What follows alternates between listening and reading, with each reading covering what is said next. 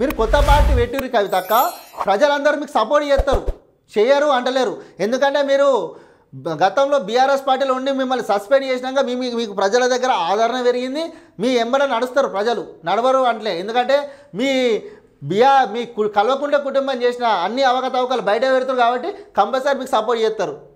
ఇక బీఆర్ఎస్కు ప్రత్యామ్నాయం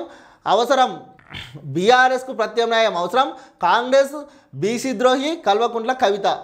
ఇక కవితక్క ఏదేమైనప్పటికీ సరే, మొత్తం మీదనైనా మీరు ప్రజల కోసం కొట్లాడితే మీరు కొత్త పార్టీ పెట్టుర్రి, కొత్త పార్టీ పెడితే అందరు సపోర్ట్ చేస్తారు.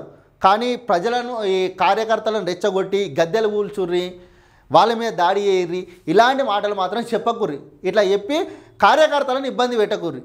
ఈ రాజకీయాలు, సెంటిమెంట్ రాజకీయాలు మాత్రం చేయకుర్రి. ఎందుకంటే ఇక మళ్ళీ తర్వాత వాళ్ళు గద్దెలు కూలబడతారు, వీళ్ళు వాళ్ళ యుద్ధాలు జరుగుతాయి, తనుకొని మోపవుతారు వాళ్ళు, తర్వాత మెల్లపోయి మళ్ళీ మీరు పరామర్శిస్తారు. మీరైతే మంచిగా కార్లలో తిరుగుతారు. ఇట్లా చేయకుర్రి, మీరు కొట్లాడుర్రి.